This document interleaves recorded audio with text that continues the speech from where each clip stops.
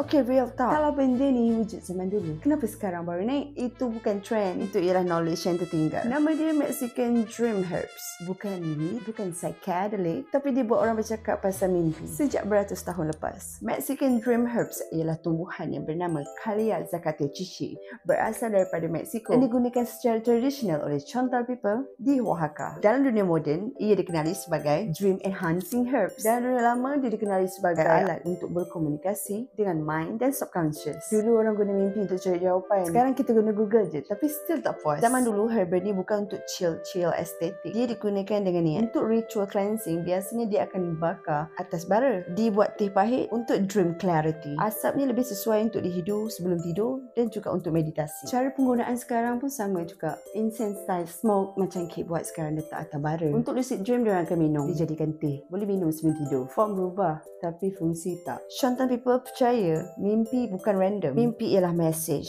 Dan herbs ni bantu clear the signal. Based on modern research dan juga observation studies, Mexican Dream Herbs ni dapat meningkatkan dream recall ataupun mengingatkan mimpi korang mimpi apa malam tadi. Dream korang akan jadi lebih vivid dan juga detail. Emosi dalam mimpi lebih kuat. So let's say if you fall in love or something bad happen, the emotion and the feeling are so strong.